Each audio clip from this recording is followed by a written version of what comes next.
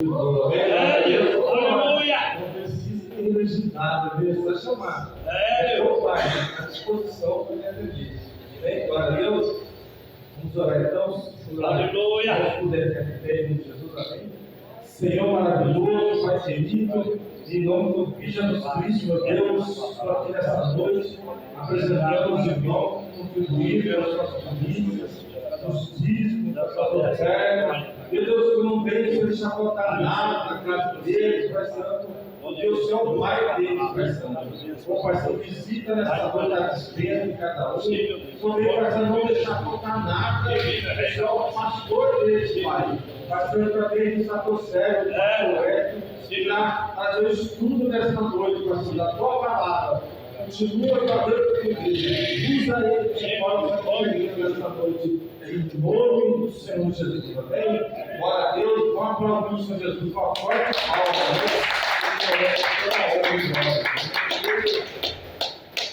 Amém. Glória a Deus. Cumprimento a igreja com a graça da paz do Senhor Jesus. Amém. Amém. Louvado seja Deus que nos concede essa maravilhosa oportunidade, onde juntos podemos aprender a respeito do Senhor. Ele diz para nós aprendermos, crescermos na graça e no conhecimento dele. Amém? Para iniciar, lá no livro de Mateus, no capítulo de número 6, verso 24. É o texto que a gente vai iniciar. Como de costume, a gente vai ler alguns textos. Então, você que tem a sua Bíblia, fique na sua Bíblia em mãos. Não feche a sua Bíblia. Medite, embora vai ser colocado aqui cada versículo que será lido. Medite durante a pregação. Se está condizendo com aquilo que está escrito. Porque muita gente hoje lê um versículo e prega outra coisa totalmente fora daquilo que foi lido. E nós temos como base, temos que ter como base a Sagrada Escritura. Amém? Amém. Louvado seja Deus. Vamos ler o versículo de número 6. De número 24 do capítulo 6.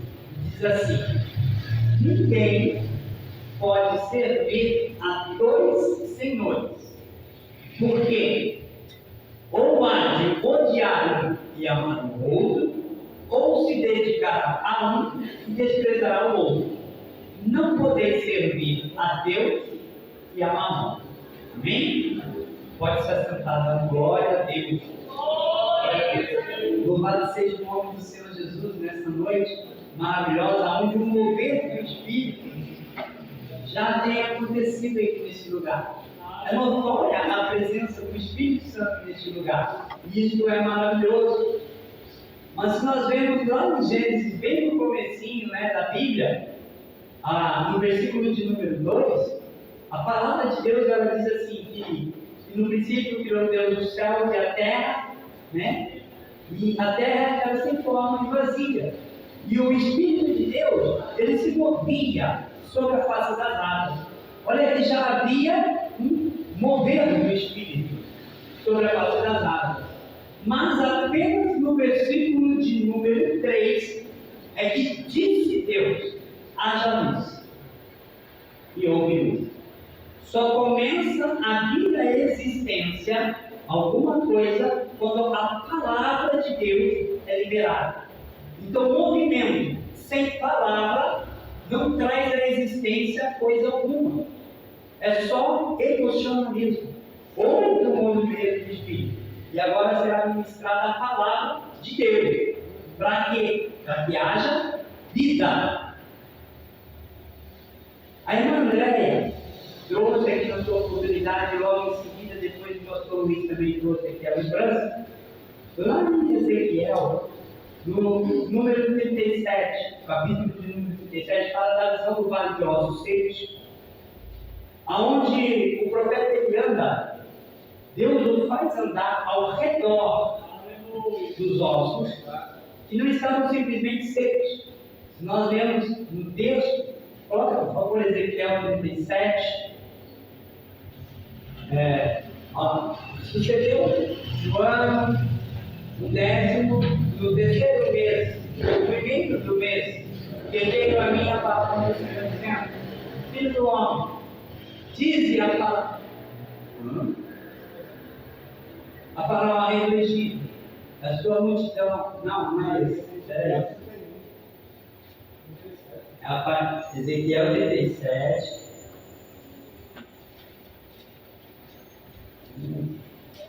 Só um minuto.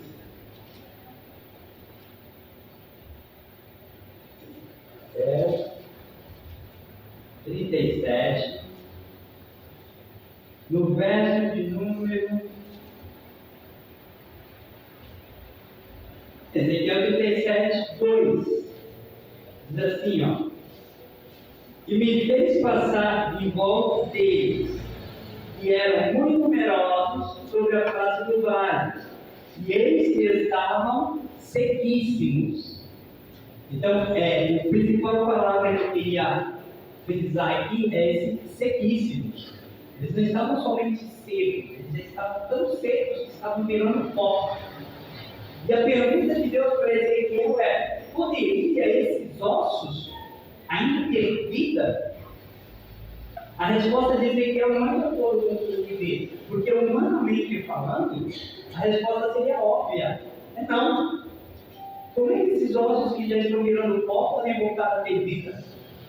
Mas Ezequiel, sabendo que o Senhor dos Exércitos, que o Deus que criou os céus e a terra, Ele é todo poderoso, ele disse: Senhor, tu sabes.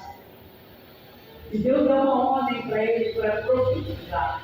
O que é profetizar? É anunciar a palavra de Deus. Profetizar não é declarar um pensamento positivo, não é declarar uma expressão motivacional. Profetizar é anunciar aquilo que Deus está dizendo. Isso é a função do profeta, falar a palavra de Deus. O que é um falso profeta? É aquele que profetiza aquilo que está no seu próprio coração, não aquilo que Deus diz, não aquilo que Deus quer. Mas, não fugindo do contexto e do tema da onde nós vamos falar, a questão dos dois senhores.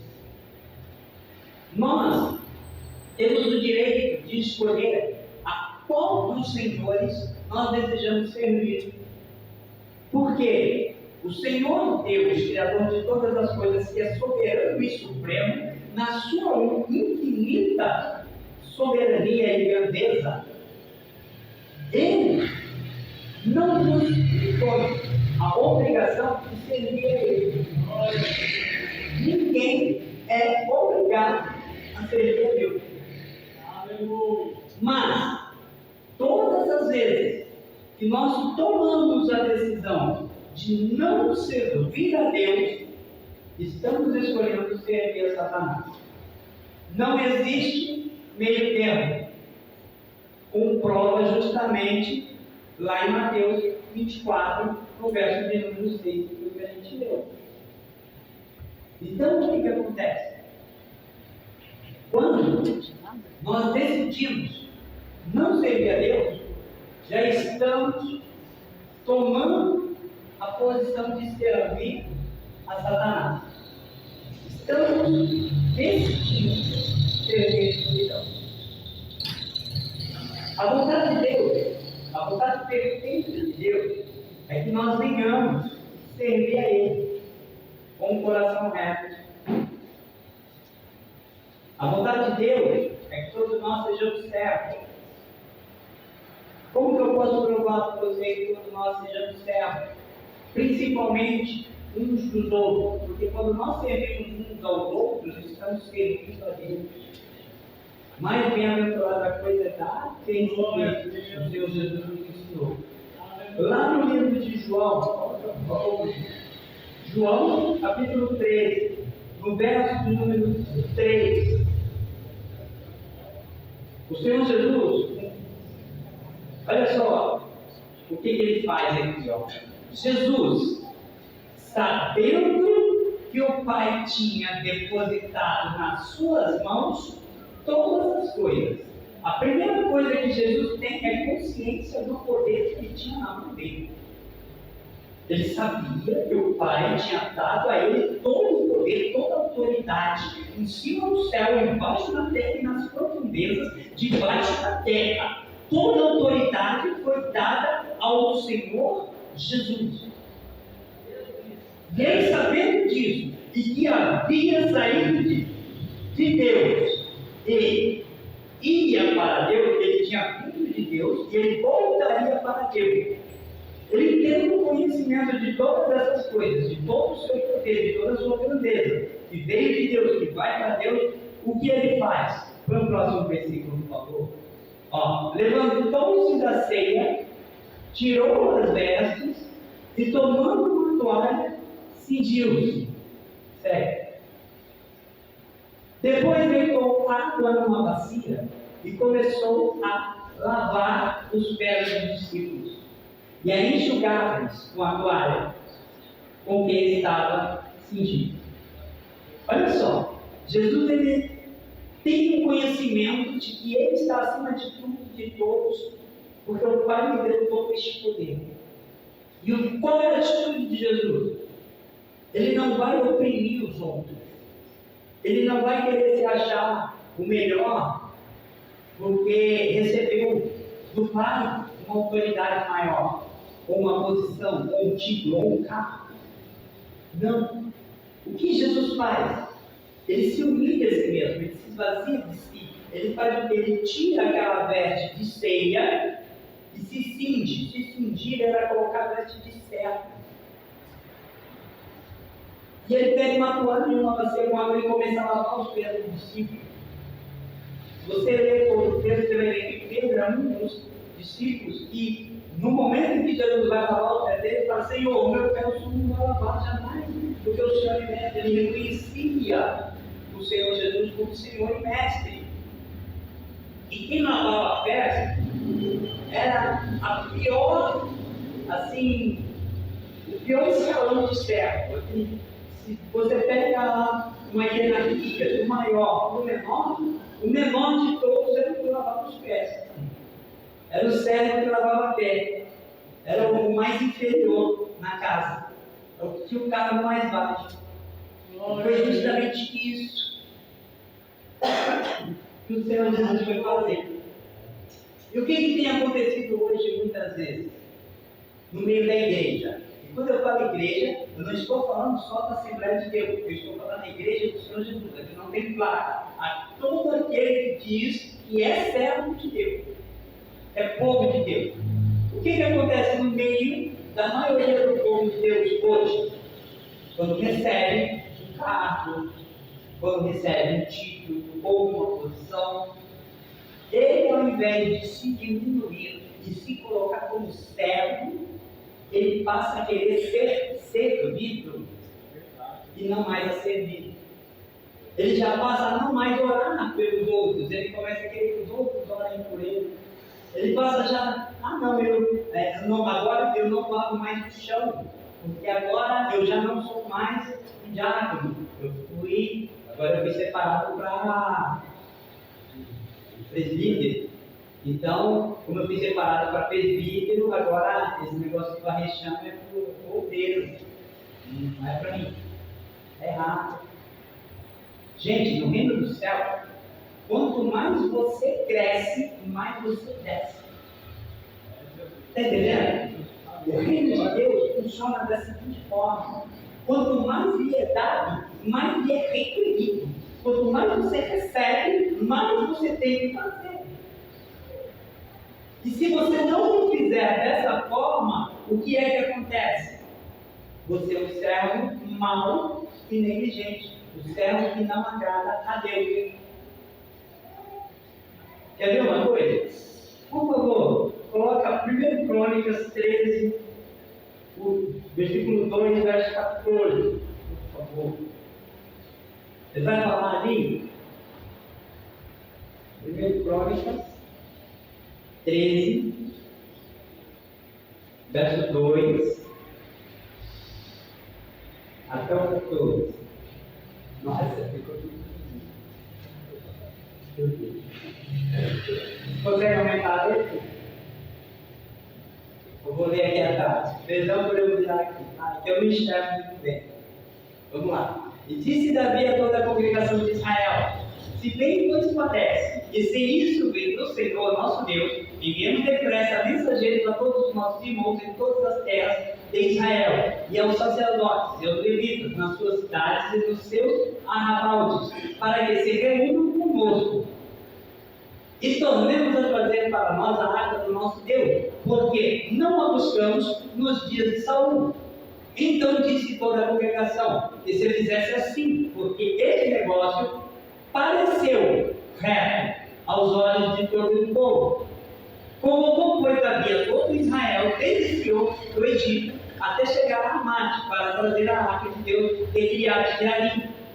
E então também com todo Israel subiu a Baala de Criade-Jearim, que está em Judá, para fazer subir dali a arca de Deus, o Senhor que habita entre os querubins, sobre o qual é invocado o seu nome. E levaram a arca de Deus da casa de Abinadab sobre um carro novo, e Uzai e Aiô guiaram o carro. E dali todo Israel alegraram-se perante Deus, com todas as suas forças, com cânticos e com harpas e com saltérios e com tamborins e com símbolos e com trombetas. Espera um pouquinho.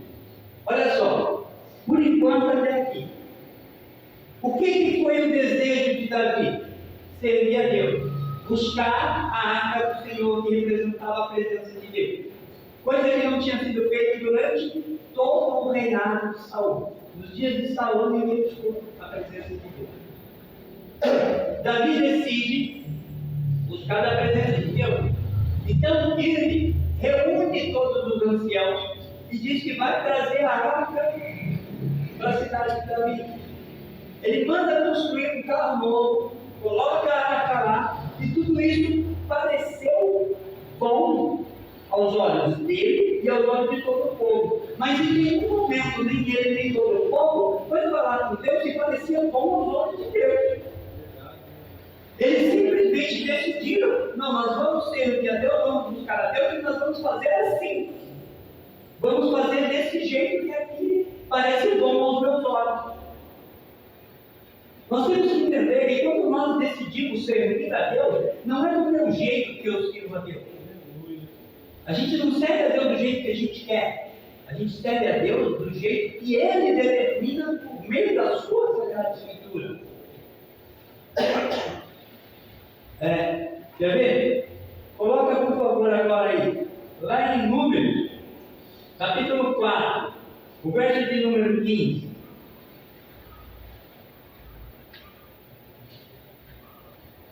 Havendo, pois, Arão e seus filhos, ao partir do arraial, acabado de cobrir o santuário e todos os instrumentos do santuário, então os filhos de Coate virão para levá-lo, mas no santuário não tocarão, para que não morram.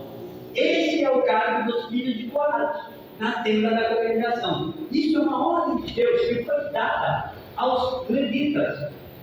Tinha um determinado grupo de homens que deveria carregar a arca da aliança, servir a Deus daquela maneira. Mas o que eles decidiram?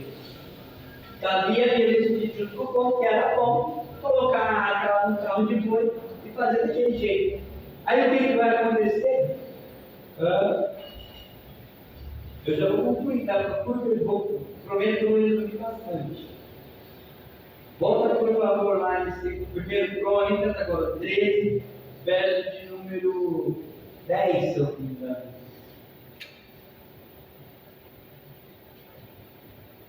Não. Segundo Crônicas, aí. E chegando a ele, estendemos a sua mão para segurar a arca, porque os bois tropeçavam. E o 10. Então se acendeu a ira do Senhor contra Uzá e o feriu, por ter estendido a sua mão à arca, e morreu ali perante ele. Por que Uzá morreu? Porque desobedeceu a Deus na hora de servir. Isso é muito sério. Nós temos o direito de escolher a quem nós queremos servir. Quando nós não servimos a Deus, já está servindo o outro, porque é impossível servir a dois, certo? E quando decidimos servir a Deus, temos que procurar saber como servir a Deus. Servir a Ele conforme a vontade dele, meditando nas Escrituras de dia e de noite, que é o que Ele ordena, que é o que a palavra diz, com jejum, com oração, com santificação, sem a qual não se verá a Deus. Então hoje, existe muita igreja cheia, mas cheia de gente vazia da presença de Deus. Por quê? Até serve a Deus, mas não serve a Deus do jeito que Ele determina. E o que acontece? Essas pessoas estão como aquele vale de ossos secos. Está tudo dentro da igreja, está na presença de Deus e até mesmo do profeta, mas continua seco.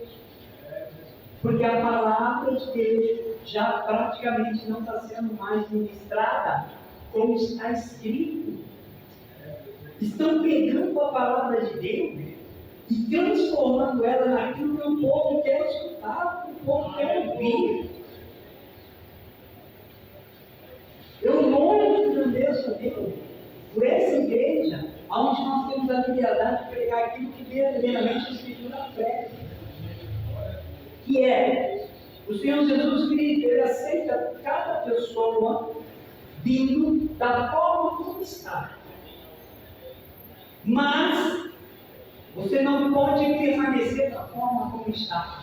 O primeiro milagre que Jesus Cristo fez foi encarnar a Galileia no casamento. Ele transformou a água em vinho. Esse foi o primeiro milagre. E Ele continua fazendo transformação, porque Ele tem que transformar a vida daquele que chega a Ele. Aquele que ele era cego, ele é curado. Então ele é transformado de cego em alguém que tem visão. Lázaro havia sido morto há 4 dias. Quando Jesus diz, Lázaro, vem para fora, ele transforma o defunto em alguém vivo. E é isso o que Jesus faz. Ele transforma o pecador que vive escravo do pecado num pecador arrependido que se esforça por ele dar tudo aquilo que é errado. O que Jesus mais faz é transformar pessoas em ex. Lázaro, ex-defunto, Bartimeu, ex-cego, eu, ex-traficante, ex-viciado em quarto, para ser, para a glória de Deus, pregador e ministro da palavra do Altíssimo de Israel. O Senhor me resgatou no fundo da cela de uma prisão, transformou minha vida e me encheu da unção para pregar a verdade. E a verdade que liberta é que se você vai se arrepender do seu mau caminho, Jesus voltará e você vai ficar dentro de uma igreja vazia da presença de Deus. Se você vai para a igreja só para assistir show, para assistir, não para participar, você não faz parte, porque você não participa. Você só assiste, quem assiste fica de fora. Não fique de fora, porque Cristo está voltando e Ele deseja que você seja parte dele. A igreja é o corpo do qual Cristo é a cabeça. Se você não for membro verdadeiramente desse corpo, você não vai obter a salvação da sua alma. E o Senhor morreu na cruz não foi só por causa de reino desse mundo, não foi por essas coisas tão banais e tão mesquinhas. O Senhor deu a vida para te dar a vida e vida eterna. O sangue de Cristo foi derramado para comprar a tua alma que estava condenada, porque todos pecamos e destituídos e nós estávamos da glória de Deus. Mas o sangue de Cristo nos liberta, nos purifica de todo pecado. Quando há arrependimento, quando nós reconhecemos, Senhor, eu dependo de Ti, eu preciso do Senhor, eu quero Te servir, eu não quero mais fazer a minha vontade. Como disse o Senhor, aquele que quiser vir após mim, negue-se a si mesmo, tome a sua cruz dia após dia e vem. Porque você tem que negar o si mesmo, o seu querer todo dia, é quase toda hora. A sua carne ela vai militar contra você, mas se você optar por fortalecer o teu espírito em Cristo, você vai ser cheio do Espírito Santo, você vai vencer este mundo, você vai vencer o seu desejo, e você vai ser mais que vencedor em Cristo. E essa é a vitória do nosso mundo, a nossa fé. Uma fé viva e eficaz. E quando eu creio naquilo que está escrito, eu coloco em prática na minha vida e eu produzo fruto de arrependimento, para que haja verdadeira salvação para mim e para os meus, para mim e para a minha casa. Porque está escrito: creio no Senhor Jesus, será salvo para a casa. Ah, mas a minha casa ainda não se converteu, a minha também não, ainda. Mas eu tenho uma promessa, está escrito, e eu sei quem escreveu, eu confio em quem escreveu. Eu sei quem é o dono dessa palavra. Ele nunca falhou. E não vai ser na minha vida que ele vai falhar. Ele nunca falhou. Só não é no meu tempo e nem no meu jeito. Mas vai acontecer. Na sua vida também vai acontecer. Porque quem prometeu é fiel para cumprir. Quem começou a boa obra vai completar. Ele vai completar. Isso não é discurso motivacional. Isso é palavra viva e eficaz. Se você verdadeiramente tem buscado fazer a vontade de Deus, Deus não vai fazer a sua vontade, Ele vai cumprir a vontade dele na sua vida. E a vontade dele é que tu e tua casa sejam salvos. Porque está escrito isso. Eu e minha casa seremos assim. Querendo o Senhor Jesus, tu e tua casa será salva. Está escrito, é palavra dele. Estou entendendo isso? Mas é necessário que você se coloque na posição de verdadeiro servo de Deus. Escolha servir a Deus e procure servir do jeito que Ele quer, para que as coisas comecem a funcionar na tua vida. Amém? Isso não quer dizer que você faça evangelho, não quer dizer que você vai luxar, você vai ter casa nova, carro novo, tudo novo, tudo mil maravilha. Não, pelo contrário, vai ser perseguido, você vai ser perseguido. Logo de início, muitas das vezes as portas vão se fechar. O povo fala muito, né, que a porta que Deus abre, ninguém fecha, né? Mas esquece que aquele fecha, ninguém abre também. Então tem vezes que Deus ele fecha a porta, tem vezes que Deus ele vai falar não. Deus não vai satisfazer todas as suas vontades, não. Você está querendo buscar Deus achando que você vai satisfazer o seu ego, está enganado. Quem ofereceu a riqueza deste mundo foi o diabo, não é não. Jesus ofereceu o corpo dele, a vida dele, na cruz do Calvário, para que você tivesse vida eterna. Vida eterna. Busque em primeiro lugar, então, o reino do céu, a sua justiça.